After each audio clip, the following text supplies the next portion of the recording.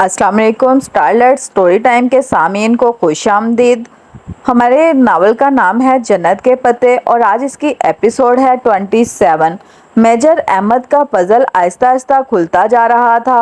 वो सुबह बहुत सुनहरी गरम नरम सी तलू हुई थी। वो टाक्सिम जाने के लिए आईने के सामने खड़ी गीले बाल ड्रायर से सुखा रही थी। वो कभी भी नम बालों को स्कार्फ में नहीं बांधती थी। स्कार्फ पहनने का ये मतलब नहीं होता कि गंदा मैला रहा जाए। वो अब भी अपने बालों की खूबसूरती का इतना ही ख्याल रखती थी जितना कि पहले। जब तक बाल खुश्क हुए हाले के एक पैकेट उठाए अंदर चली आई। फ़लस्तीनी स्टूडेंट सुबह सवेरे कतर जाने के लिए निकल गए थे। वो मुझे तुम्हारा गिफ्ट दे गए थे, तब तुम सो रही थी। उन्होंने सबको गिफ्ट्स दिए हैं। अच्छा दिखाओ। वो बुरश रखकर बहुत इश्तियाक से पैकेट खोलने लगी। अंदर इसके तोहफे पर एक सादा मोटे कार्ड पे लिखा था। लतीफ़ ने बताया था कि कल हमारी पाकिस्तानी एक्सचेंज स्टूडेंट अपने नकाब की वजह से खाना नहीं खा सकी थी, इसलिए हम ये लेकर आए। इसमें आपको कभी भूखा नहीं रहना पड़ेगा। मन जाने फ़लस्तीनी एक्सचेंज स्टूडेंट्स। इसके नीचे एक स्याह सिल्क का लबादा रखा था। इसने वो उठाया तो वो नरम रेशमी सा कपड़ा उंगलियों से फिसलने लगा। स्याह लंबा अबाया जो हरीर का बना था। वो आम रेशम नहीं था बल्कि ज़रा मुख्तलिफ था। इसमें बहुत हल्की सी चमक थी जितनी चाइना सिल्क के दुपट्टे में होती है। आस्तीन पे कलाइयों के गिर्द मोटे मोटे सब्ज पत्थर लगे थे, किसी लैस की तरह। वो बादाम के साइज के थे और बिल्कुल जमर्द की तरह लगे थे। सिवाय सब्ज स्टूडेंट्स की लैस के सारा अबाया सादा था। इसकी स्टोल अलबत्ता रेशम के बजाय किसी नरम कपड़े की थी और साथ में एक अलहदा नकाब भी था। इससे कार्ड पे लिखी तहरीर का मतलब समझ आ गया। इस अलहदा नकाब को, जिसमें आंखों का खला बना था, पेशानी पे रख कर सर के पीछे पिन अप करना था। यूं नकाब की साइड खुली होती और वो इससे खा सकती थी। ये तो बहुत महंगा लग रहा है। तुम्हें पता है उन्होंने ज़रूर जवाहिर से लिया होगा। वहाँ एक शॉप से सऊदीया के इम्पोर्टेड अबाया मिलते हैं। ये वही है और तुम्हारे पाकिस्तानी रुपयों में 10-15 हज़ार से कम का नहीं होगा। हाले 27 से इस खूबसूरत अबाया को देखते हुए कह रही थी। और इसकी ख़ास बात यह है कि इसमें गर्मी नहीं लगती। पता नहीं क्या मैकेनिज़्म है, मगर इसको तुम गर्म से गर्म माहौल में भी पहनो तो तुम्हें घुटन या गर्मी नहीं लगेगी। वाकई वो बहुत मुतासिर थी। अबाया को अलट पलट कर देख रही थी। वो इतना खूबसूरत बावकार था कि निगाह नहीं टिकती थी। इसने अपने लिबास पे ही इसको पहना और आईने के सामने खड़े होकर बटन बंद करने लगी। अबाया इसके कदमों तक गिरता था जैसे किसी रॉयल प्रिंस का रेशमी लुबादा हो। एक बहुत शहाना झलक थी इसमें। बहुत खूबसूरत लग रहा है। कहीं जा रही हो तुम? हाले को कुछ याद आया। अगर मार्केट जा रही हो तो मुझे कुछ मंगवाना था। वो जल्दी से एक कागज़ पर कुछ चीज़ें लिखने लगी। हाँ ठीक है, ले आऊँगी, इसने अबाया के स्टॉल चेहरे के गिर्द लपेटते हुए कहा। बस मुझे सिसली से एक अमानत उठानी है, ज़्यादा देर नहीं लगेगी। हाले ने जो मेज़ पे कागज़ रखे कुछ लिख रही थी, ना समझी से सर उठाया। अमानत क्या किसी ने तुम्हारे लिए रखवाई है? यही समझ लो। इसने ज़रा से शाने उचकाए। चाबी है तुम्हारे पास? हाले ने आतन पूछा। वो हमेशा बाहर जाने से पहले पूछ लिया करती थी कि कौन सी शय रखी और कौन सी नहीं, मगर वो ठिठक कर रुक गई। किस चीज़ की चाबी? अमानत की चाबी। इसके बगैर तो नहीं खुलेगी ना। हाले, इसने बेयकीनी से उसे देखा। तुम अमानत किसे कहती हो? अमानत लॉकर्स को। तुम इन्हीं की बात कर रही हो ना? हम लेफ्ट लेग्ज लॉकर्स को लेग्ज अमानत बोलते हैं ना। ओह, लेफ्ट लेग्ज लॉकर्स। इसने बेख्तियार माथे को छुआ। वो लॉकर्स जहाँ लोग सामान महफूज करके चले जाते हैं कि बाद में उठा लेंगे। इसे ये ख्याल क्यों नहीं आया कि ये चाबी किसी लेफ्ट लेग्ज लॉकर की भी हो सकती है? हाले, वो तेज़ी से इसके करीब आई। तुम्हें पता है सिसली में अमानत लॉकर्स कहाँ होंगे? इसकी बात पे हाले मुतज़ब सी सोचने लगी। सच कहूँ तो मैंने कभी इस्तांबुल में कोई पब्लिक लॉकर्स ट्राई नहीं किया, मगर अमूमन रेलवे स्टेशंस पर लॉकर होते हैं। तुम सिसिली के स्टॉप पर देखना, शायद वहाँ कोई मिल जाए। टाक्सिम के नीचे 2 पूरे मेट्रो स्टॉप। ये वो जगह थी जहाँ कोई अमानत लाकर था। इसने जहन में इस पहेली को डिकोड किया। सिसिली के मेट्रो स्टॉप पर मामूल की गहमा गहमी थी। वो पर्स कंधे पे लटकाए बहुत पुरएतमाद तरीके से चलती टिकट काउंटर तक आई। अस्सलाम वालेकुम, मुझे कुछ सामान डंप करना है। लगेज अमानत किस तरफ है? इसने सरसरी से अंदाज में लॉकर्स का पूछा, इसलिए कि वो मुश्तबा ना लगे। इसने ये ना बताना ही बेहतर समझा कि किसी ने इसको ये अमानत रखवाई है। मैडम, यहाँ इस स्टॉप पे तो कोई लॉकर नहीं है। क्या मतलब यहाँ कोई लॉकर नहीं है? इसने अजनबे से इर्द गिर्द निगाह दौड़ाई। जब से मैं यहाँ काम कर रहा हूँ तब से तो इस स्टॉप पे कोई लॉकर नहीं है। शायद पहले होते होंगे। आप पता है 9/11 के बाद यूरोप के बहुत से रेलवे स्टेशन से लॉकर्स ख़त्म कर दिए गए थे। मामर तुर्क लड़के ने तफसीलन बताया। अच्छा। इसका दिल मायूसी में डूब गया। टाक्सिम से मेट्रो सवार होने के बाद वो पहले स्टेशन पे नहीं उतरी, फिर दूसरे यानी सिसिली में उतर गई। टाक्सिम से मेट्रो लाइन का आगाज़ होता था। मेट्रो एक ही सिमत में जाती थी, सो वो पूरे 2 स्टॉप का इख्तिताम सिसिली पे ही होता था। आपको सामान रखवाना है तो मेरे पास रखवा दें, फिर बाद में ले जाइएगा। वो जाने लगी तो क्लर्क ने बहुत खलूस से पेशकश की। नहीं, खैर है, मैं उठा लूँगी। इसने लाशऊरी तौर पर पर्स को ज़रा मजबूत कर लिया। बस मुझे जवाहिर से ज़रा सी शॉपिंग करनी है, हमें मैनेज कर लूँगी मैं। इसकी आवाज़ में वाजिया मायूसी थी। अच्छा, आप जवाहिर जा रही हैं तो फिर आप सामान वहीं रखवा दीजिएगा। बल्कि वो ज़रा सा रुका। जवाहिर में अमानत लॉकर्स होते हैं, वो इंटरेस्ट के करीब ही बने हैं। वाकई ही वो झटके से वापस पलटी। अमानत लॉकर्स जो चाबी से खुलते हैं? अरे मैम, वो ज़माने गए जब लॉकर्स चाबी से खुला करते थे। सल्तनत तुर्किया अब तुर्क तरक्की कर चुका है। तुर्क बूढ़े ने बहुत फ़ख्र से गर्दन उठाकर कहा, हमारे अमानत लॉकर्स कोड से खुलते हैं। Of course. हया ने गहरी सांस ली और मुस्कुराई। अल्लाह तरक्की याफ्ता सल्तनत तुर्किया को सलामत रखे। बारकोड इसने समझते हुए सर हिलाया। बिल आखिर इसे सारे ब्रेड कैरम्स मिलते जा रहे थे। सिसिली के स्टॉप से एक डायरेक्ट एग्जैक्ट थी जो जवाहिर मॉल में खुलती थी। वो मॉल में आई और तेज़ी से इन लॉकर्स की तरफ लपकी जो दाखिली हिस्से के करीब ही बने थे। एक दीवार पे फैले नारंगी लॉकर्स जैसे किचन की कैबिनेट्स हों, सब पे एक एक नंबर लिखा था। इसने परस से चाबी और बारकोड को स्लिप निकाली और पूरे एतमाद से चलती लॉकर्स के करीब आई। वहाँ खड़ा गार्ड बेख्तियार इसे देखने लगा। हया ने वहाँ लॉकर्स की मशीन का तरीका देखा। इसे पहले लॉकर्स नंबर टाइप करना था। वहाँ बने कीपैड पे इसने 6 का हिंसा दबाया। यही हिंसा इसकी बारकोड की रसीद के 4 कोनों में लिखा था। यही लॉकर्स नंबर हो सकता था। मशीन की स्याह स्क्रीन पे 6 लिखा आया। फिर इसने बारकोड मांगा। हया ने बारकोड वाली तरफ से कागज़ शनाख्त के लिए मशीन के सामने किया। टू टू की आवाज़ आई और स्क्रीन पर सुर्ख इबारत उभरी। बारकोड गलत था। इसने बेयकीनी से रसीद को देखा और फिर मशीन को। शायद कोई गलती हो गई हो। गार्ड अब पूरी गर्दन मोड़कर मशकूक निगाहों से इसे देख रहा था। हया ने जल्दी से मशीन रीसेट की और 6 पर उंगली रखी। फिर बारकोड सामने किया। फिर सुर्ख इबारत उभरी। कुछ गलत था। गार्ड की नज़रें और बेबसी भरी परेशानी। वो कपकपाती उंगलियों से तीसरी दफ़ा मशीन रीसेट करने लगी तो रसीद हाथ से फिसलकर फर्श पर जा गिरी। वो तेज़ी से इसे उठाने के लिए झुकी। रसीद का कागज़ उल्टा गिरा था, यूं के अल्फाज सर के बल उल्टे नज़र आ रहे थे। चारों कोनों पे लिखा हुआ 6 अब उल्टा होकर 9 लग रहा था।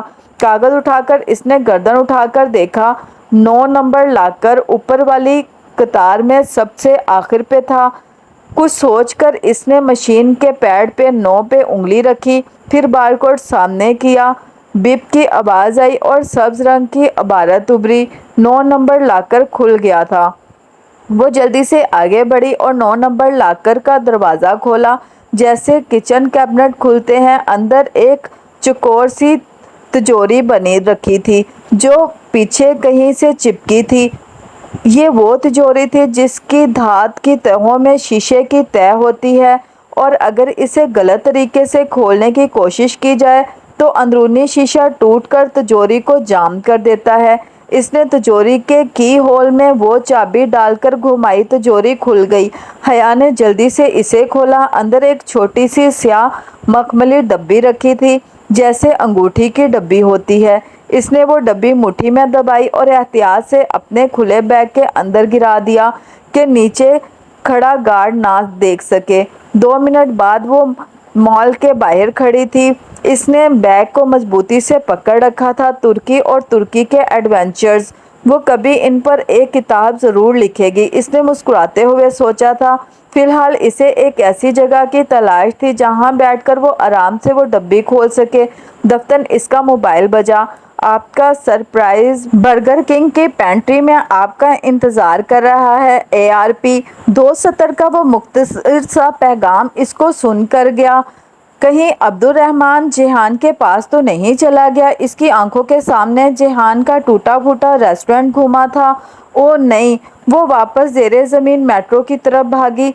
बर्गर किंग में मामूल का शोर और रश था। वो तकरीबन दौड़ती हुई किचन में आई थी। जेहान कहाँ है? इसके हवास बाख्ता अंदाज पे वहाँ शेफ लड़के ने हाथ रोककर इसे देखा। वो पेंट्री में है, मगर ठहरें, आप उधर ना जाएं। वो पेंट्री की तरफ बढ़ी तो वो लड़का इसके सामने आ गया। मगर मैम प्लीज़, इसका कोई मेहमान आया है, वो अंदर है, इसने कहा। किसी को अंदर ना आने दूं वरना मेरी नौकरी चली जाएगी। कुछ नहीं होगा, मुझे देखने दो प्लीज़, मुझे सेमेस्टर की फ़ीस देनी है। आप इधर मत जाएं, वो मुझे वाकई ही जान से मार देगा। अगर आपको अंदर जाना ही है तो आप पिछली गली से चली जाएं, पिछले दरवाजे की घंटी बजा दीजिएगा। और इसकी बात मुकम्मल होने से कबल ही वो बाहर निकल चुकी थी। 10 मिनट भी नहीं लगे थे इसे पिछली गली से पेंट्री के दरवाजे तक पहुंचते। अगर अब्दुल रहमान इधर आया था तो वो इसे जान से मार देगी, इसने सोच लिया था। पेंट्री का रोशनदान खुला था, वो हया के चेहरे बराबर आता था। इससे अंदर का मंजर और आवाज़ें साफ सुनाई दे रही थी। वो जो घंटी बजाने लगी थी बेख्तियार रुक गई।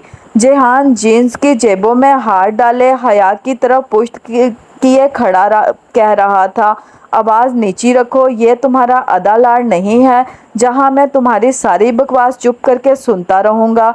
ये मेरी जगह है। इसके मुखातिब ने इस्तजाइया अंदाज में सर झटका। सुरमई बरसाती आंखों पे ऐनक और वो नाकाबिले फरामोश चेहरा जिस पे चंद रोज़ कबल इसने काफ़ी उल्टी थी, वो पाशा का चेहरा कभी नहीं भूल सकती थी। तुम्हारी जगह मत भूलो कि ये जगह भी मैंने तुम्हें दी थी जब तुम बबोक अदा से फरार होकर छुपने के लिए जगह चाहते थे, मगर तुम दुनिया के सबसे बड़े एहसान फरामोश हो जेहान। वो दीवार से लगी पत्थर का मुजस्मा बनी रह गई। इस्तक्लाल स्ट्रीट का शोर गायब हो गया। मेरा भी अपने बारे में यही ख्याल है, वो जवाबन कमाले बेनियाजी से शाने उचकाकर बोला था। और मेरे काम के बारे में तुम्हारा क्या ख्याल है? क्या वो 48 घंटों में हो जाएगा? नहीं, जेहान इसी रुखाई से बोला था, क्योंकि पहली बात तो ये है कि मैं तुम्हारे बाप का मुलाजिम नहीं हूँ, और दूसरी बात यह कि तुम अपने लालच के हाथों बेसब्रे होने की बजाय थोड़ा इंतज़ार करो तो बेहतर होगा। लालच? पाशा ने बेयकीनी से दोहराया। मेरा सब कुछ दांव पर लगा है और तुम कहते हो कि मैं लालची हूँ? जेहान ने लापरवाही से शाने उचकाए। तुम्हारे अपने जराइम की सज़ा है, मेरा क्या कसूर है? और तुम्हें तुम्हारे जराइम की सज़ा कब मिलेगी जेहान सिकंदर?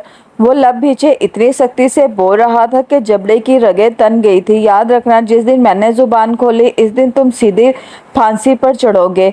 जेहान बेख्तियार हंस पड़ा। और तुम्हें लगता है कि मैं फांसी चढ़कर तुम्हें दलार में ऐश करने के लिए छोड़ जाऊंगा? ऐसी फेरी टेल तुम ही घड़ सकते हो। पाशा बे तुर्क में साहब या मिस्टर के लिए इस्तेमाल होता था।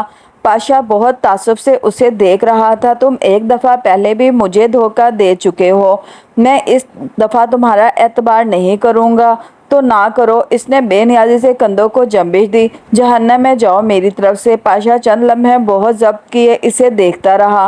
फिर कुछ कहने के लिए लब खोले ही थे कि निगाह रोशनदान से झांकते चेहरे पे पड़ी। सियाल उबादे में से सिर्फ इसकी बड़ी बड़ी आंखें नजर आ रही थी जिनमें सारे जमाने की बेयकीनी थी। वो धीरे से मुस्कुराया। तुम्हारी बीवी बाहर खड़ी है जिहान, इसे अंदर नहीं बुलाओगे? वो जो चेहरे पे ढेरों बेनियाजी लिए खड़ा था करंट खाकर पलटा। हया इसी तरह साख्त सी रोशनदान के बाहर खड़ी थी। क्या? जिहान ने बेयकीनी से दोहराया। इसे शायद लग रहा था कि इसने गलत सुना है। पाशा ज़ेरे लब मुस्कुराया। तुम्हारी बीवी संभाजी यूनिवर्सिटी की एक्सचेंज स्टूडेंट, रोम नंबर भी बताऊं? हैरान मत हो जिहान, तुमने पाशा बे को अंडर एस्टिमेट किया है। मैं तुम्हारी बीवी को अच्छी तरह जानता हूँ, बल्कि कुछ दिन पहले ही हमारी मुलाकात हुई है। क्यों मादाम, मैं ठीक कह रहा हूँ ना? इसने आगे बढ़कर पेट्री का दरवाज़ा खोला और इसे अंदर आने का रास्ता दिया। मुलाकात? जिहान के चेहरे का रंग उड़ चुका था। इसने शशदर निगाहों से हया को देखा। वो इतनी ही बेयकीनी से इसे देख रही थी। बेयकीनी, बेतबार, फ़रेब, झूठ। हया, ये तुम इसको जानती हो? वो मतहर सा था, जैसे इसे यकीन ही ना आया हो। वो इससे सबसे बेखबर था। ये सच कह रहा है? इसने बामुश्किल अस्बात में गर्दन हिलाई। वो इन्हीं बेएतबार निगाहों से पलक झपके बिना जिहान को देख रही थी। वो कौन था वो नहीं जानती थी। अब बताओ जिहान, मेरा काम 48 घंटों में हो जाएगा या नहीं? वो मुस्कुराकर पूछ रहा था। जिहान ने उसे देखा, फिर इसकी पेशानी की रगें तन गई। वो आगे बढ़ा और अपने साथी को गिरेबान से पकड़ लिया। मेरी बात कान खोलकर सुन लो, मैं तुम्हारा काम कर दूंगा 48 घंटों से पहले, लेकिन अगर तुमने मेरी बीवी की तरफ आंख उठाकर भी देखा तो इस्तांबुल के कुत्तों को खाने के लिए तुम्हारी लाश भी नहीं मिलेगी। एक झटके से इसने पाशा का गिरेबान छोड़ा। इसकी आंखों में वो खून उतरा था कि हया डरकर 2 कदम पीछे ही। इसने वाजिया तौर पर महसूस किया कि पाशा की मुस्कुराहट सिमट गई थी। मुझे तुम्हारी बीवी से कोई मसला नहीं है। मैंने पहले इसे कुछ कहा ना अब कहूँगा। मुझे सिर्फ अपने काम से गर्ज है। हो जाएगा। नाउ गेट लास्ट, वो बहुत ज़बत से बोला। पाशा ने अपनी बरसाती का कॉलर ठीक किया और फिर बिना किसी को देखे बाहर निकल गया। हया अभी तक बगैर पलक झपके जिहान को देखती दरवाजे में खड़ी थी। तुम इसे कैसे जानती हो? मैं समझ नहीं पा रहा। वो इसके करीब आया तो वो बेख्तियार 2 कदम मजीद पीछे हटी। वो रुक गया। मैं नहीं जानता कि तुमने क्या सुना, मगर तुमने अधूरी बातें सुनी है। मेरा इस आदमी से कोई ताल्लुक नहीं है हया। तुम्हें मुझ पर एतबार है ना? मेरी बात सुनो। वो बेबसी से उसे कुछ कहना चाह रहा था, मगर अब बहुत देर हो चुकी थी। इसे जिहान सिकंदर की किसी बात का एतबार नहीं रहा था। वो एकदम मुड़ी और स्क्वायर की जानिब भागी। मेरी लैंडलेडी ने खूब हंगामा किया। मैं आजकल इससे छुपता फिर रहा हूँ। जिहान कोई अब्दुर्रहमान पाशा नहीं है। यूं ही किसी ने अपने बारे में अफवाह फैलाई होगी। झूठ था, सब फ़रेब था। आंसू इसकी आंखों से गिरते हिजाब भिगो रहे थे। एक लम्हा, बस एक लम्हा लगता है एतबार टूटने में और सब खत्म होने में। वो इसे मुसलसल फ़ोन कर रहा था, मगर वो सुन नहीं रही थी। संभाजी वापस पहुंचने तक वो फैसला कर चुकी थी। इसे मालूम था कि इसे जिहान की बात सुन लेनी चाहिए। एक दफ़ा इसे वजाहत देने का मौका देना चाहिए, मगर वो खौफ बेएतबारी के दुख से बड़ा था जो इसे अपने लपेट में ले चुका था। पाशा ने इसे महज मोहरे के तौर पर इस्तेमाल किया, एक ब्लैक मेलिंग हथियार के तौर पे। ये सब जुर्म की दुनिया के साथी थे, क्रिमिनल्स। इसे इनके दरमियान नहीं रहना था। अब इसने फैसला कर लिया था। पहली दफ़ा इसे इस्तांबुल से बहुत डर लगा था। इसे जल्द अज जल्द पाकिस्तान वापस पहुंचना था। इसका घर दुनिया में इनकी वाहिद महफूज पनाहगाह थी। हाले इसे पूछ रही थी, मगर वो कुछ भी बताए बगैर मुसलसल बेआवाज़ रोती सामान पैक कर रही थी। ना बबोक और ना लंदन। इसे अपना आखिरी महीना पाकिस्तान में गुजारना था। फिर जुलाई में 2 दिन के बाद वो आकर क्लियरेंस करवा लेगी। फ़्लाइट रात को मिली और तब तक हर मरहले पे हाले ने इसकी बहुत मदद की। संभाजी को वो ऐसे छोड़ेगी इसने कभी सोचा ना था। सब कुछ अधूरा रह गया था। वो लड़का फिर कभी नहीं मिला जो डीजे के गुड मॉर्निंग का जवाब दिया करता था। अधूरी यादें, पूरे दुख اس نے ابا کو مختصر سا بتا کر فون آف کر دیا تھا۔ وہ واقعی بہت زیادہ ڈر گئی تھی۔ اسے بس جلد از جلد وہاں سے نکلنا تھا۔ ایئرپورٹ پہ بھی وہ بہت پریشان اور چڑچڑی سی ہو رہی تھی۔ جب آفیسر نے اسے لیپ ٹاپ ہینڈی کیئر میں رکھنے کو کہا تو وہ اڑ گئی۔ مجھے اتنا بھاری ہینڈ کیری نہیں اٹھانا، بس یہ اس کا ڈی جے کو آخری خراج تھا۔ جب فلائٹ نے استنبول سے ٹیک آف کر لیا اور مرمرہ ان کے قدموں تلے آ گیا تو اس نے دل کو ذرا سکون ملا۔ بالآخر وہ اپنے گھر واپس جا رہی تھی۔ بس بہت ہو گیا ایڈونچرز، بہت ہو گئے پزل وہ چونکی اور پھر جلدی سے پرس کھولا۔ مخملی ڈبیا پرس کے اندر محفوظ پڑی تھی۔ وہ سارا دن اتنی پریشان ہو رہی تھی کہ اسے بھول ہی گئی۔ جانے اس میں کیا تھا۔ دھڑکتے دل کے ساتھ اس نے ایک ہاتھ میں ڈبی پکڑ کر دوسرے ہاتھ سے اس کا ڈھکن کھولا۔ اندر سیاہ مخمل پہ ایک چھوٹی سی فلیش ڈرائیو رکھی تھی۔ اس نے فلیش ڈرائیو اٹھا کر کھولی۔ ڈرائیو کا سلور یو ایس بی چمک رہا تھا۔ حیا نے ڈھکن بند کیا اور اچنبے سے اسے الٹ پلٹ کر دیکھا۔ انگلی کی 2 پوروں کے برابر ننھی سی ڈرائیو کا کور سیاہ تھا۔ وہ وہاں کہیں کچھ نہیں لکھا تھا۔ اس میں کیا ہو سکتا ہے بھلا؟ تصاویر، ڈاکومنٹس، کتابیں۔ وہ نہیں جانتی تھی کہ اس کی میموری کتنی ہے کیونکہ اس کے اوپر لکھا نہیں تھا، مگر یہ تو واضح ہے کہ اس میں دنیا جہان کی چیزیں سما سکتی تھی۔ اندر جو بھی تھا وہ تب ہی کھلتا جب وہ اسے کمپیوٹر سے جوڑتی، اور کمپیوٹر اور ڈی جے کو خراج دیتے ہوئے وہ لیپ ٹاپ اپنے پاس نہیں رکھ سکی تھی۔ اب اس میں جو بھی تھا وہ اسے گھر جا کر ہی دیکھ سکتی تھی۔ اس نے فلیش ڈرائیو ڈبیا میں ڈالی اور احتیاط سے پرس کے اندرونی خانے میں رکھ دی، اور یہ قیمتی چیز تھی، اسے حفاظت کرنی تھی اس کی۔ حیا نے سر سیٹ کی پشت پر ٹکا دیا اور جلتی آنکھیں موند لیں۔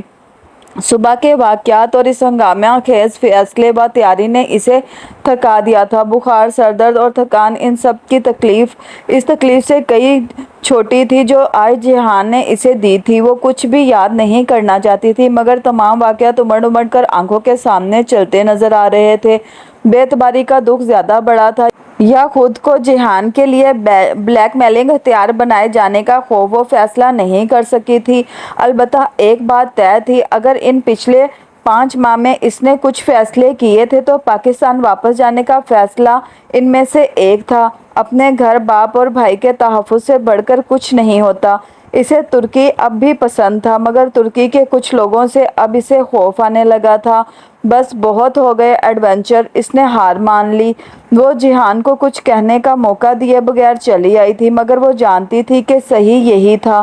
اس کو سنبھلنے اور سوچنے کے لیے وقت چاہیے تھا۔ جہان کے لیے بھی شاید یہ درست تھا۔ اب کم از کم پاشا اسے حیا کی وجہ سے بلیک میل نہیں کر سکے گا۔ جہان سکندر سے شدید ناراضی کے باوجود لاشعوری طور پر بھی اس نے اسی کا اچھا ہی سوچا تھا۔ فجر کے قریب وہ اسلام آباد پہنچی۔ ابا کو آنے سے منع کر دیا تھا، سو اس کی تاکید کے مطابق انہوں نے ڈرائیور بھیج دیا تھا۔ سر درد، بخار اور بوجھل دل۔ وہ گولی لے کر سوئی تو ظہر کے قریب اٹھی۔ اتنا بڑا سرپرائز اسے ہاتھوں سے بال لپیٹتے ہوئے لاؤنج میں آتے دیکھ کر فاطمہ نے مسکرا کر کہا۔ صبح وہ سو رہی تھی اور ان کی ملاقات اب ہو رہی تھی۔ اماں، وہ آگے بڑھ کر ان کے گلے لگ گئی۔ گھر تحفظ مان، اس کے آنسو امڑ امڑ کر آ رہے تھے۔ سبین پریشان ہو رہی تھی کہ اتنی اچانک حیا کیوں چلی گئی۔ اپنے بیٹے سے پوچھنا تھا نا، جہان کو بتایا تھا، وہ شاید بتانا بھول گیا ہو۔ کچھ کھانے کو ہے؟ وہ نگاہیں چرا کر کچن کی طرف جانے لگی۔ وہیں سمبھاجی سے بڑی ہر کام خود کرنے کی عادت۔ فاطمہ نے ہاتھ پکڑ کر واپس بٹھایا۔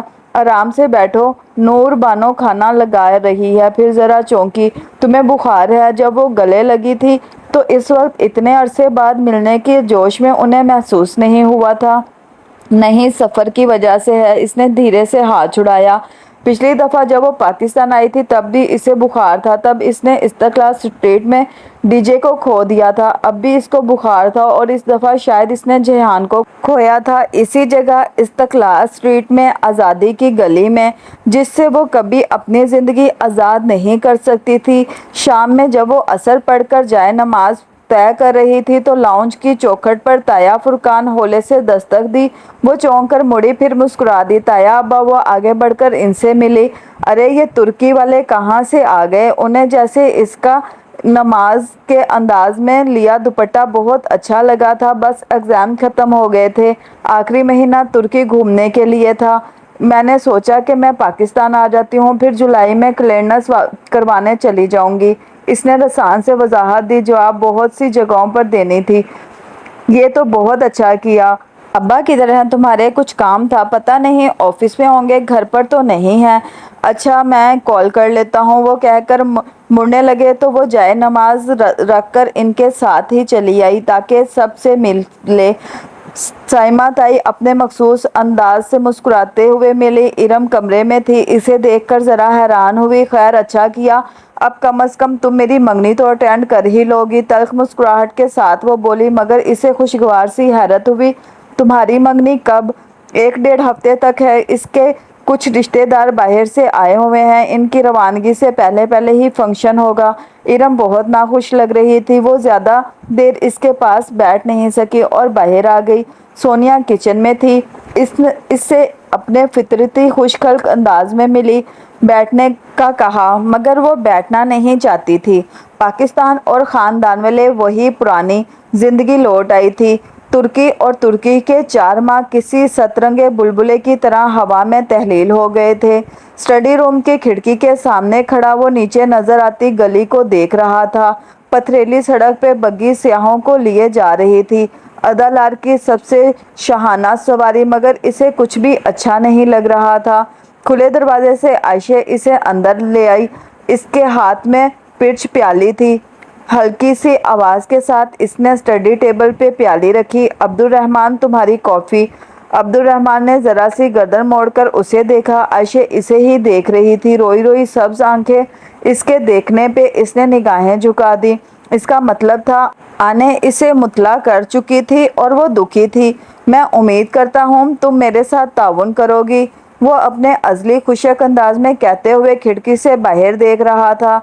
आने को अपना बेटा वापस मिल रहा है, इससे ज़्यादा बड़ी खुशी इनको कभी नहीं मिल सकती। तुम इन माँ बेटे के फैसले में इनका साथ ना देकर इनकी खुशी ख़त्म कर दोगी, मगर मैं जानता हूँ कि तुम ऐसा नहीं करोगी। आयशे ने भीगी पलकें उठाकर उसे देखा।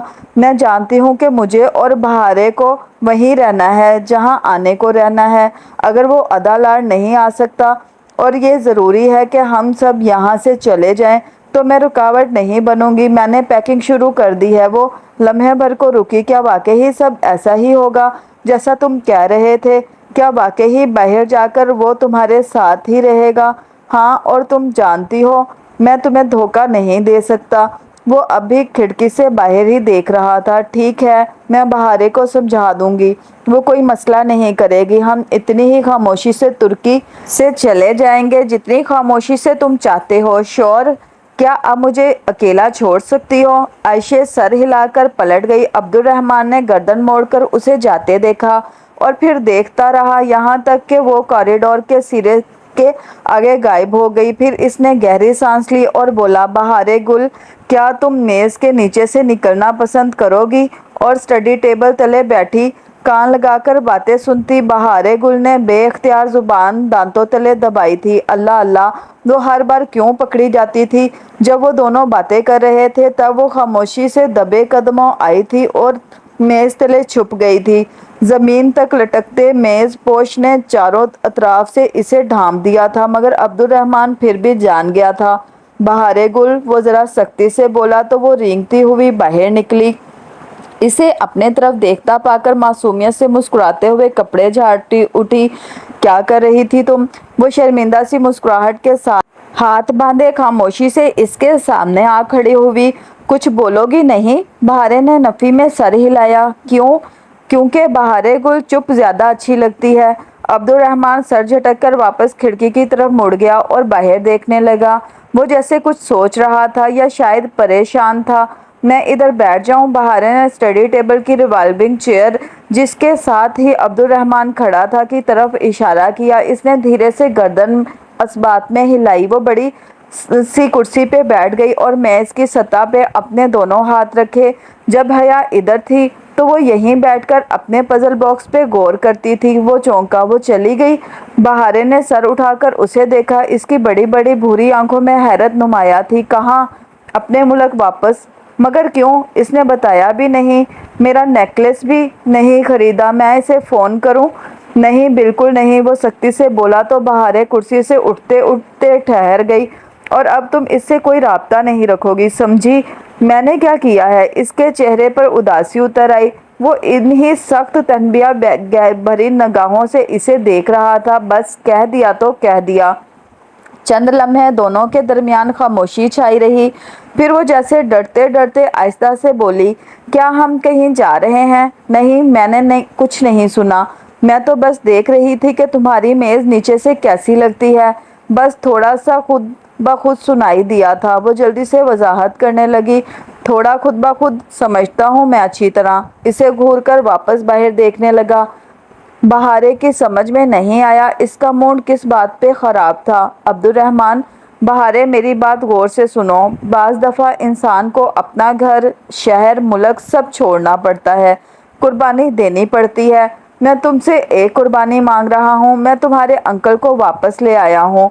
वो अब तुम्हारे साथ रहेगा, मगर इसकी मजबूरी है कि वो अदालार में नहीं रह सकता। इसलिए इसने एक दूसरे मुल्क में तुम सबके साथ रहने का इंतज़ाम किया है। वो उधर ही है और तुम्हारे आयशे और आने के लिए घर सेट करवा रहा है। इसी हफ्ते तुम लोग उधर चले जाओगे। और प्लीज़, ना रोगी, ना ही शोर डालोगी, ना तुम मुझे तंग करोगी। तुम अदालत छोड़ दोगी और मेरे खिलाफ जाने की जिद नहीं करोगी, समझी? वो बाहर देखते हुए बेलचक सर्द अंदाज में कहता गया। बहारे का चेहरा बुझता चला गया। ये रहा तुम्हारा पासपोर्ट। इसने कोट की अंदरूनी जेब से एक नन्ही सी किताब निकालकर बहारे को थमाई। बहारे ने बेदिली से इसे खोला। अंदर इसकी तस्वीर लगी हुई थी। हम यहाँ क्यों नहीं रह सकते? सवाल नहीं करोगी तुम, सुना तुमने? बहारे का सर मजीद झुक गया। वो पासपोर्ट के सफ़े पलट रही थी। एक जगह वो ठहर सी गई। वो ना पासपोर्ट के रंग को देख रही थी, ना ही दूसरी तफसीलात को। वो सिर्फ इन दो हरूफ को पढ़ रही थी जो वहाँ नुमाया लिखे गए थे, हना करीम। अब्दुर्रहमान, गलती हो गई, मेरा नाम गलत लिख दिया। हना करीम, ये तो मेरा नाम नहीं है। वो हैरत और उलझन से नफ़ी में सर हिलाने लगी। अब यही तुम्हारा नाम है? बहारे हैरतज़दा रह गई। कभी वो इस पासपोर्ट को देखती तो कभी अब्दुर्रहमान के बेतासुर चेहरे को। इसे कुछ समझ में नहीं आ रहा था। और एक आखिरी बात, वो इसकी तरफ मुड़ा और साबका में बोला, मैं तुम्हारे साथ नहीं जाऊंगा। सफ़ेद महल, अदालत, तुर्की, अपना नाम, शिनाख्त, बहारे गुल, हर चीज़ छोड़ सकती थी, मगर इस आखिरी बात ने तो इसकी सांस ही रोक दी थी। वो टुकर टुकर अब्दुर्रहमान का चेहरा देखने लगी। तुम हमारे साथ नहीं रहोगे? नहीं, और तुम कोई रोना नहीं डालोगी? मगर तुम हमें ऐसे नहीं छोड़ सकते। तुम्हें मेरी ज़रूरत है। इसकी आंखें भीग गईं। ओ कम ऑन, मुझे तुम्हारी बिल्कुल भी ज़रूरत नहीं है। वो बरहमी से कहते हुए मुड़ा और बाहर निकल गया। बहारे को अपने अंदर से एक आवाज़ आई थी, जैसी मरमरा के पानी में पत्थर फेंकने की होती है, जैसी दिल टूटने की होती है। आंसू लड़ियों की सूरत इसके रुखसारों पे गिरने लगे। अब्दुर्रहमान को इसकी ज़रूरत थी। तभी तो इसने इससे वादा लिया था कि अगर वो मर गया तो बहारे इसे जनाजा देगी और इसका साथ कभी नहीं छोड़ेगी, चाहे पूरा तुर्की इसे छोड़ दे। बहारे गुल इसे कभी नहीं छोड़ेगी। इसने अपनी कमर से बंधे गुलाबी पर्स को खोला और पासपोर्ट इसमें से निकाल दिया। फिर वो कुर्सी से उतरी और दबे कदमों मेज़ के नीचे चली आई। चारों तरफ से गिरते मेज़पोश से इसे ढक दिया। वो लकड़ी की टांग से सर टिकाए बैठी होले होले सिसकने लगी। वो सब कुछ छोड़ सकती थी, मगर अब्दुर्रहमान को नहीं। फिर अब क्यों? आंसू इसकी गर्दन से फिसलते हुए फ्राक के कॉलर में जज़ब हो रहे थे। इसने देखना चाहा कि नीचे से मेज़ कैसी लगती है, मगर वो इसे धुंधली ही दिखाई दी, भीगी आंसुओं से लदी। अब्दुर्रहमान ने बाहर निकलते हुए जब आखिरी दफ़ा गर्दन मोड़कर देखा तो बहारे इसे कुर्सी पे सुन सी बैठी बेआवाज़ रोती दिखाई दी थी। वो इससे ज़्यादा नहीं देख सकता था, सो तेज़ी से बाहर आ गया। पिछले बागीचे में वो आयशे की वर्क टेबल की कुर्सी खींच कर बैठा और यूं ही आसमान को देखने लगा। इसका अपना दिल भी बहुत दुखी था। इन दोनों बहनों को इसकी वजह से इतनी तकलीफ उठानी पड़ेगी, इसने कभी ये नहीं सोचा था।